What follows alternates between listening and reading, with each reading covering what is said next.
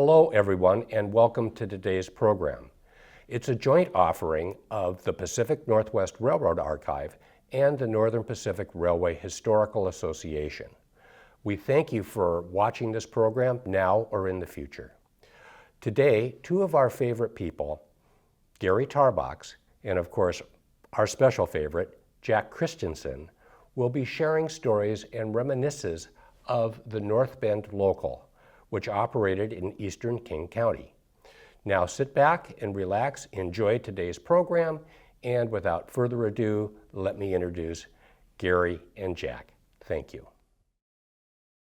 So, Jack, we're going to talk about the North Bend Local today, and that really includes all the way from Tanner, which is the far end of the Snoqualmie branch, and it ended up, you really had control over shipments into Naval Air Station on the 5th sub, which is a clear around the top end of the lake. But we start, really, this is the depot at Snoqualmie, which is actually the reconstruction of the depot done by the Northwest Railroad Museum, and but is exactly the way it was originally built. This was all done by the Seattle Lakeshore and Eastern back in the 1890s because this was going to be a major route into eastern Washington. And so they put, because of the Snoqualmie Falls, they put a really big depot here because they assumed that this was going to become a tourist attraction. So here's a picture of you with Max King. Tell us a little bit about your working with Max. And you know, this is probably in the 1950s. My dad got me a job in the roundhouse in 42. I was in high school, and somehow that morphed into becoming a fireman. I was hired a fireman in 44, even though I was already enlisted in the Air Force, but they were, that's how desperate they were. This photo is probably of the mid-50s, 53. We were working the Tacoma Connection, connected with passenger trains to East Auburn, Tacoma. And we had this was on the afternoon job. We were with the engines of 2194. Max is a 1918 fireman, I think, not promoted until 1939. And we worked together for a fair amount of time in those days. A little hand-fired engine and we made 2 trips between Tacoma and East Auburn to connect with the passenger trains. yeah, so then here's what the job really looks like. The trackage between Woodinville and Tanner is the 12th sub, known as the Snoqualmie branch, and then there's back from Woodinville, went to the Naval Air Station at Sand Point. So you'd cover any movements that needed to be made in that area. Well, actually, Tanner was the end of a spur. It's about 2 miles east of the Snoqualmie depot that we just saw. And I worked as a fireman in the 50s off the extra board. The North Bend Local they generally worked 16 hours, long hours. And of course, the last 8 hours was overtime. And there's 100 miles a day's work. So at 250 miles a day, which would be with 8 hours overtime, or almost 200. We didn't always make that much, but you were only allowed 3,800 miles a month. Spread the work around, 38 days pay. So when you made that much money, you'd have to be off maybe a week. You'd make that in 3 weeks.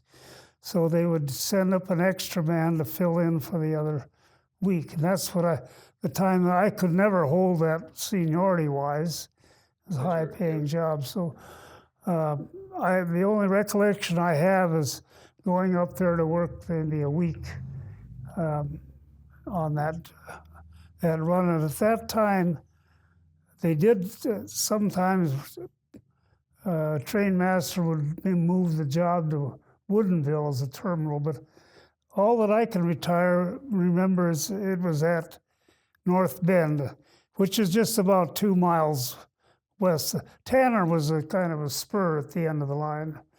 So the job went to work about 7 o'clock in the morning. I think you went in on Saturday, you went into Auburn, you had Sunday off, and you came out on Mondays to North Bend, but that was included in the assignment. So that was moving power. You didn't leave the power up there over the weekend then? Well, they'd bring it in, and of course they had to come in once a month to wash the boiler on the engine. That's required by federal law. So then I don't know if they washed the boiler on Sunday, but they had more than one engine of that class, the little S4 1300s. They were built in 1902, and they were very light and easy on the track on these branch lines, but that was important. So looking at the 12th sub, we have, you'll see North Bend, Snoqualmie Falls, which is only 9/10 of a mile away from the Snoqualmie Depot, then Falls City, Preston, Issaquah, Monaghan, and then Redmond, and then finally Woodinville to get to that junction. So we're going to look at some of these stops as we go along. Interesting thing about this branch is after you get past Issaquah, it's basically uphill. And the ruling grade on this stretch of land is 1.9% grade. But how does that mainly affect you? Because you're bringing logs down from Tanner's, the main traffic. Yeah, Tanner was, as you can see, a couple miles east of North Bend. When we went to work in the morning, as I recall, the first thing you would do is take empties up. You take empties from North Bend up to Tanner, and I think the caboose went on the east end so they could flag the crossings and everything, a couple of road crossings. And we would switch Tanner, and then we'd pick up the loads of logs, maybe 15 or 20 loads of logs. And they had different destinations. But we'd bring them down to North Bend, and we'd pick up Weyerhaeuser at a big mill there. We'd pick up lumber, carloads of lumber. We have photographs of that going in. You went from it was just, I think just west of the depot, there's a spur that crossed the river on a bridge, and then the Weyerhaeuser mill had a couple of tracks that we could pick up on. And we'd get sawdust, hog fuel, and lumber, carloads of lumber. So we'd be leaving Snoqualmie with maybe 25 or 30 cars. So, and the first thing, of course, at North Bend, these were coal burners, so they had an engine watchman that made sure the water level was right in the boiler at night. And he would also, the track at North Bend where we put the engine, there was a spur for a coal car. And apparently the engine watchman had to put enough coal in for us to make it down to the next place, which was Woodinville. So we would leave North Bend. The first time we get down to Snoqualmie, pick up the cars from the Weyerhaeuser mill.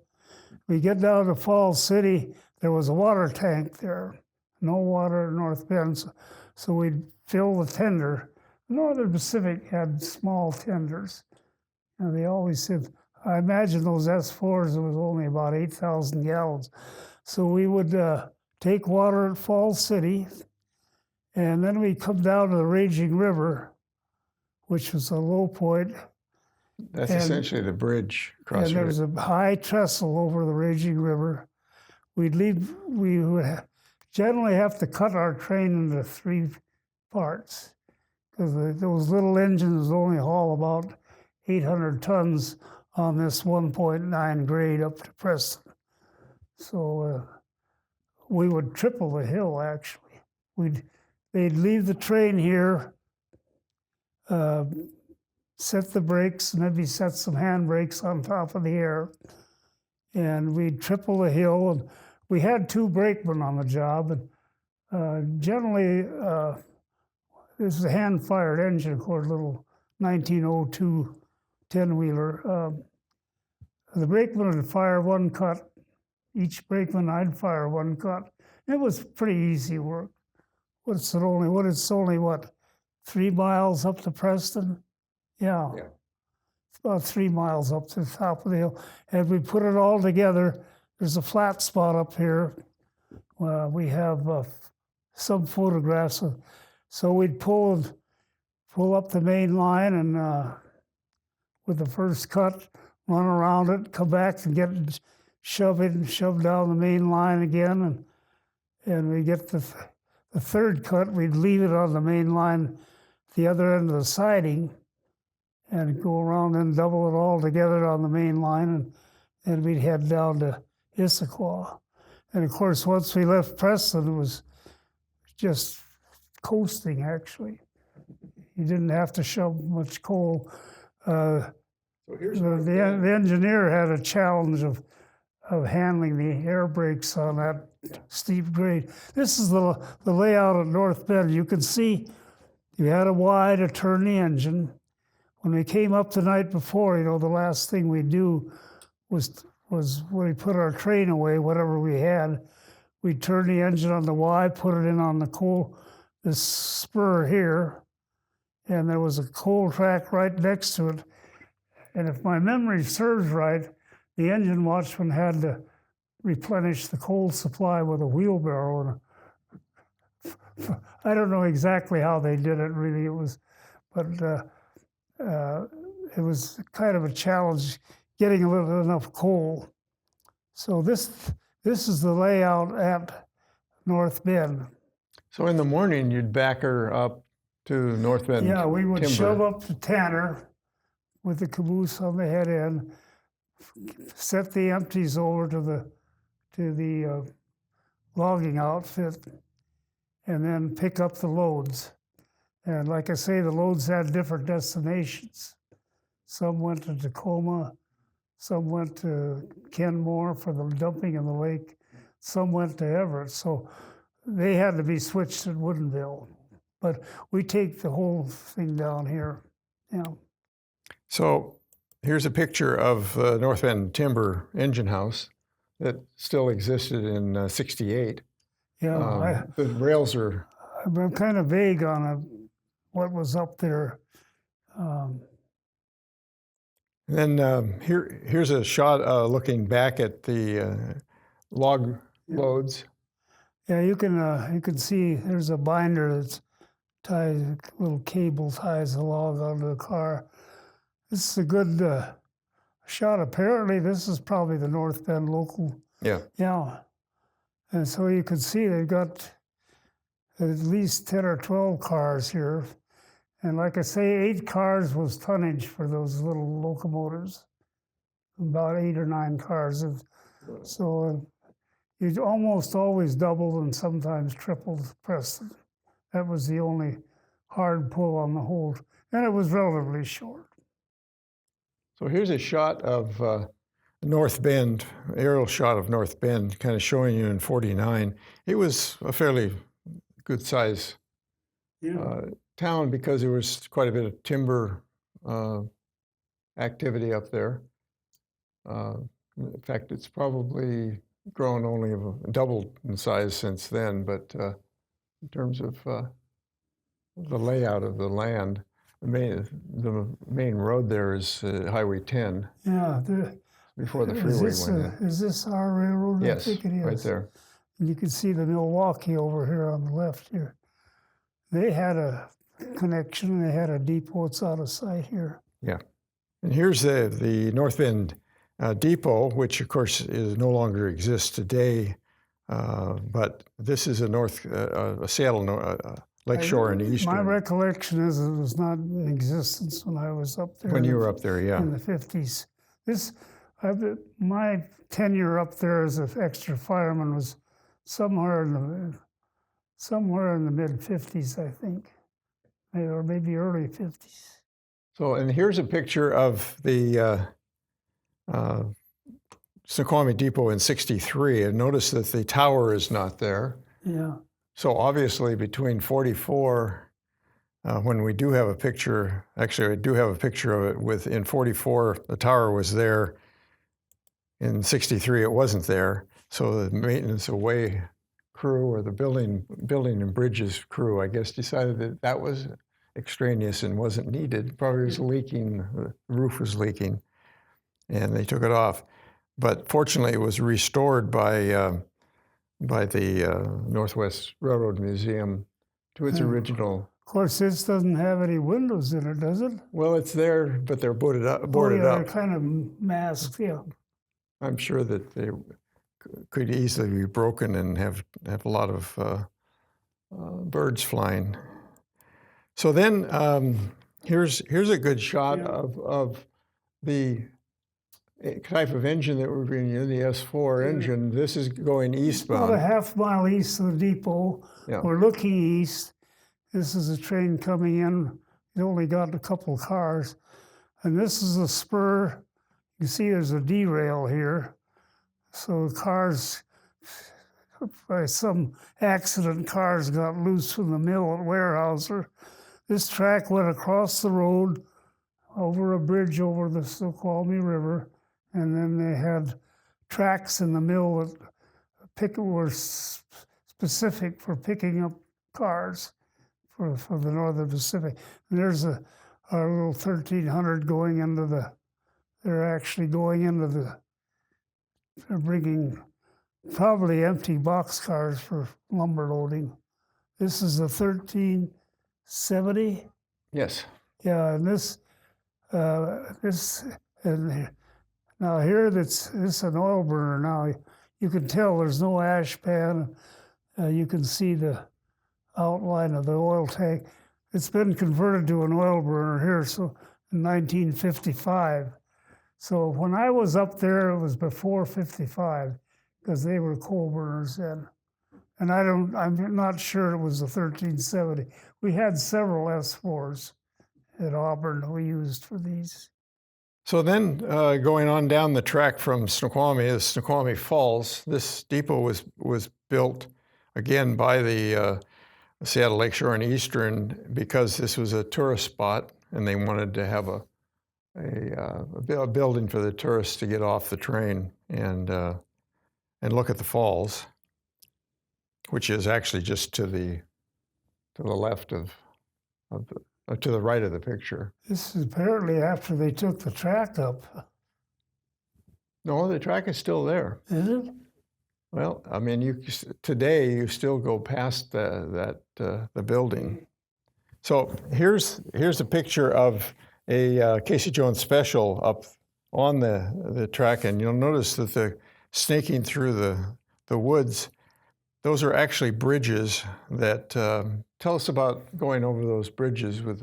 Well, they had several trestles there. There was a curved trestle right above the falls that was stubbed into a rock cliff, and it would snap and crackle when you went over it. Speed limit I remember in the diesel era. About 5 miles an hour. I think it had a 5 mile an hour speed on it.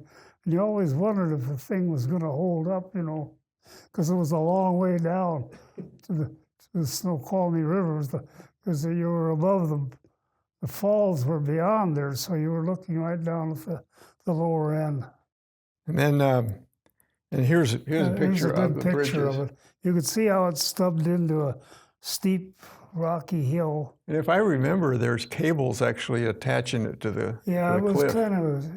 kind of a, I wouldn't call it Mickey Mouse, but it was a kind of a dicey thing to go over. You could see a good picture from Ripley, but taken, you can see they just had a few empties.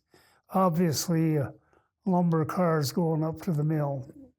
And here's a picture of the Falls City Depot. Again, it's just the same plan as the North Bend Depot. Again, Seattle Lakeshore and Eastern. That was one of the two places you could get water on this branch line. So we always took water at Falls City. And next, we're at the Raging River Bridge, which was pretty high up. Oh yeah. Well, this train's headed eastbound. When we had a triple or double Preston, we'd leave the train. There's kind of a level spot here. Of course, the caboose had conductors in the caboose. They had both air and hand brakes. And when we take the first cut up, like I say, it was only 3 miles to Preston, so it didn't take very long. Probably an hour and a half, we'd be up, have the whole train at Preston. So here we are, really at Preston, Yeah. coming we're off the steep hill, and we're rounding the big curve. Looks obvious like they're taking empties up to pretty bad. I bet this is taken from the caboose. Probably this is a diesel age. Well, it could be steam powered. There's a lot of empties there though.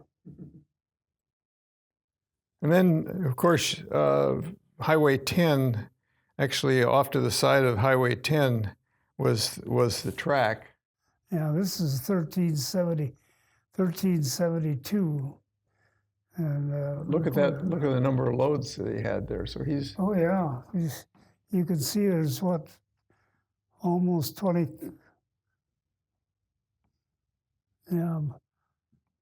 almost 20 cars of logs, and this is the Weyerhaeuser stuff. So this would be very likely a triple train. And we're on the downhill now, and this grade varied. There's some 1.9, and there's some that's not quite that steep. But the old Highway 10, of course, was right next to it. I can't tell from that. So this is actually going the other direction, but with another train. These are very low, almost certainly empties here. Yeah, headed up the... And then here we are crossing Highway 10 on the high bridge. Yeah, and it kind of leveled out a little bit here, I think, if you look at the profile, but it was 1.9 on both sides of it. And that's the old Highway 10. Now, we've ridden bikes up there together. And, yeah, we did. On that line. So then, as we come down that hill and turn the corner, we come across the Issaquah Depot, which is still in existence and is now kind of a community center. Yeah, and here we're looking west now. Here, yeah, it's taken from the caboose. And this is actually looking the other way. Same. Yeah. Notice this is sand and brown. The water tank is about with this straight stretch, about a half a mile away, there's a water tank where you could take water. Then there's a big loop, and that's when you start up the grade. And here's actually from the other corner of the Issaquah Depot, still in service. So here's what 1372 looks like with a... Yeah, you can tell it's an oil here now. This is a return trip up to Tanner with empties. In fact, it goes way back. You'll notice that quite a bit. That helps me to kind of date my working the North Bend local. See, I got out of I got out of the service pretty fast, and in 1940, late 45, and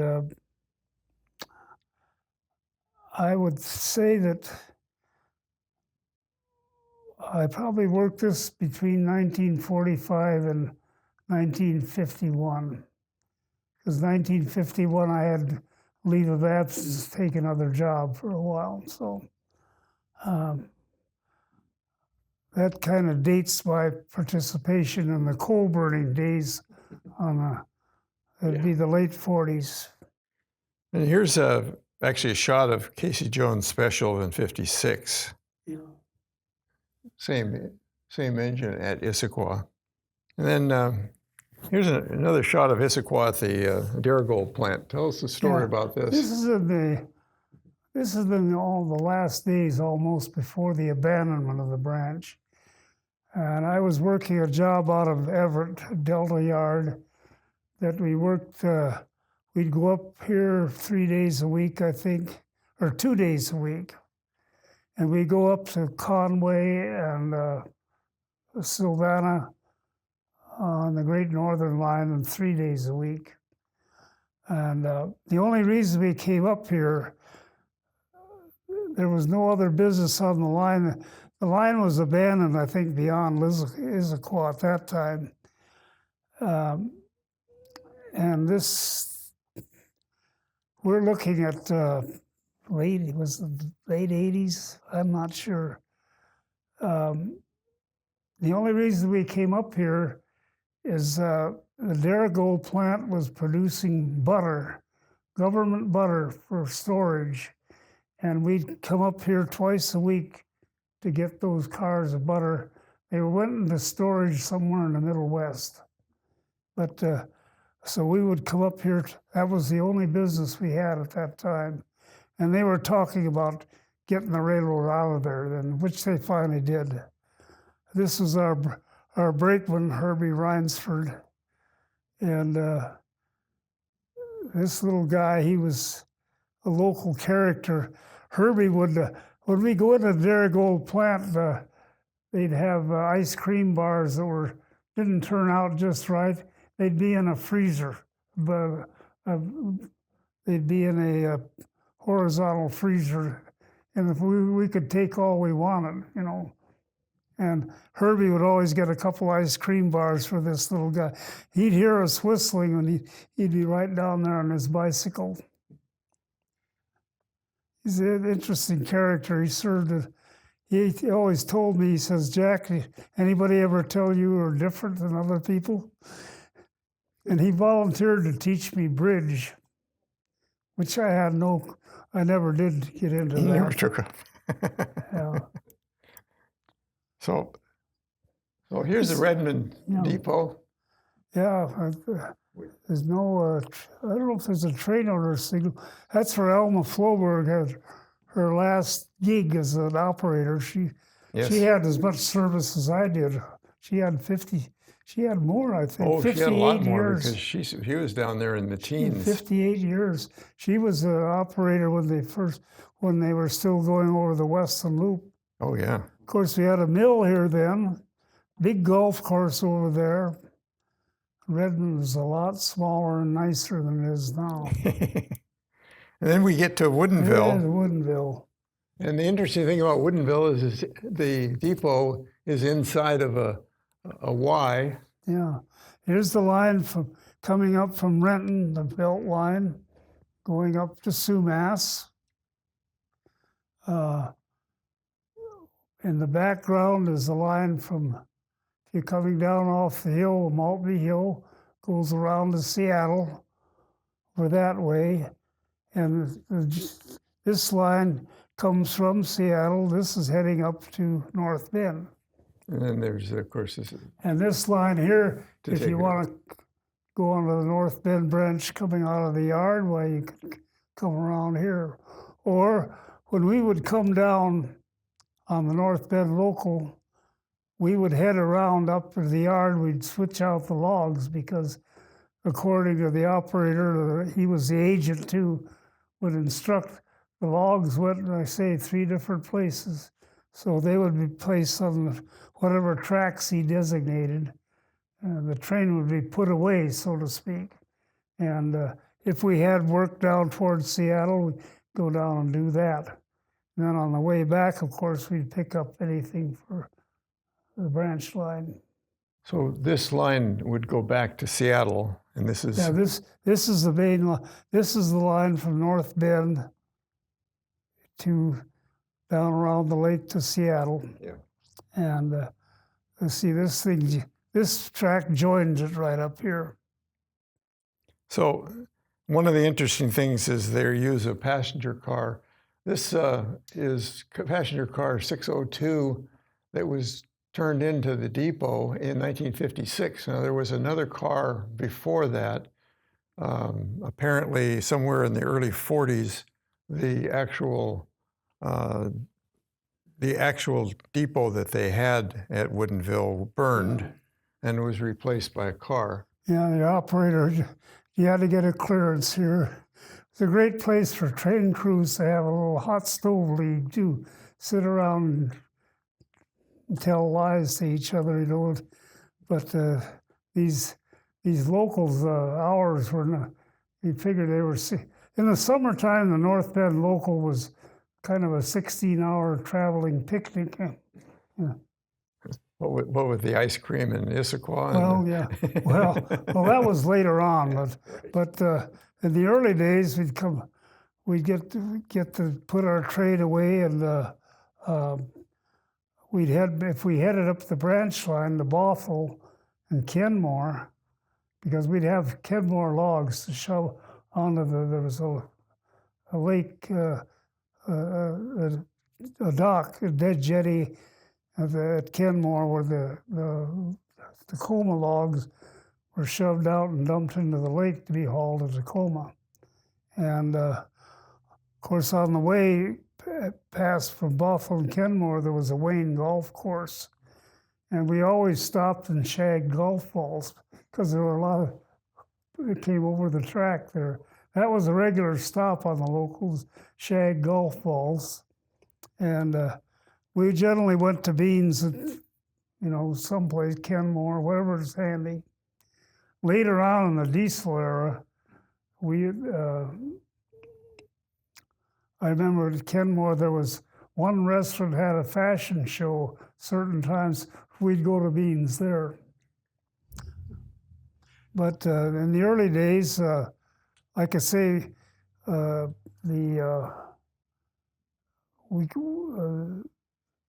we would probably go to Beans anywhere. So here's the engine track at Woodinville. Yeah, I admit that sometimes, depending on the train master, the North Bend local would tie up at Woodinville instead of North Bend. I don't recall working it, but I could have. But they had a track for the engine, and here's for fuel. Apparently, and the coal had to be kind of manhandled. I don't know if they had any mechanical assistance, but you can see there's a S4 tied up. The depot's behind it down there. We're looking east. This is the line curving around between Bothell going up to the Sumas line. And the water tank is up where this line joins the Sumas. There's the water tank at Woodinville. This was a storage track, and the main line to Bothell, or the line from North Bend to Bothell, was behind here. Apparently, there's a nice. This is, of course. This is a diesel era, of course. Of course, the nicest part about this whole picture is the fact the signal gas sign back there, I think, is and we're pretty looking classic. East there towards Seattle. This is the line goes up to North Bend. And then here's the Bothell as we go on the fifth sub towards Kenmore. Here's the Bothell depot. Again, that is a classic NP design. So it was built sometime after the I NP think took we had over. an agent at Bothell for a while. Yes, yeah. And then finally, this is the McMaster's Shingle Company. Boy, I don't recall that thing at all. This is old. I mean, we're talking about when the line was first put in the early 1900s. But you can see the line down Oh, yeah. there goes out onto the dock. That is essentially the log dump. And when you used it, it was actually coming off this direction, wasn't it? Yeah. And we would shove out there with our logs, and they could unload, I think, 2 at a time off the end. But we'd have a hold of we always have idlers if we didn't have enough logs. You could watch them. They'd take the binders off. Somehow, once they started prying them, and they knock, there's a little retainers on the bunks that held the logs up. They unfasten those, unloose the binders, and you could lever the logs right off into the lake. Cars would jump around a little bit. But you take 2, and then we'd set them over, and if we had any more, we'd set them out too. But we had idlers. We didn't take the engines out onto the dock, as I recall. And then you would, if you had merchandise to go in as far down as the Sand Point, you would work on down to there. We did occasionally have some business. I don't think we delivered anything beyond Naval Air. I think the Seattle switchers took care of the university when the university burned coal.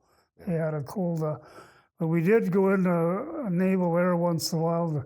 Apparently, aviation parts were shipped by rail sometimes.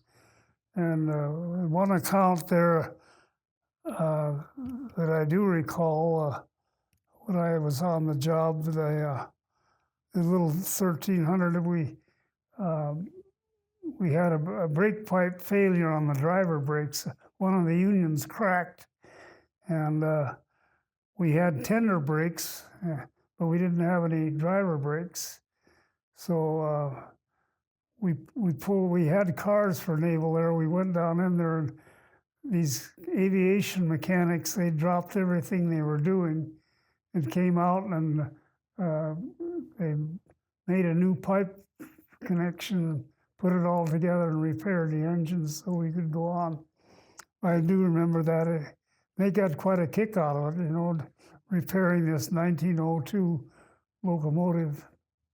But that going to Naval Air was probably a very seldom thing. And that concludes our offering. Thank you, Jack. Well, I hope this is not a figment of my imagination. Thank you, everyone, for attending today's program, a joint production of the Pacific Northwest Railroad Archive and the Northern Pacific Railway Historical Association. We hope that you've enjoyed Gary Tarbox and Jack Christensen as they've recounted stories of the North Bend local. Again, thanks for your support and interest, and we hope that you enjoyed today's program. Thank you.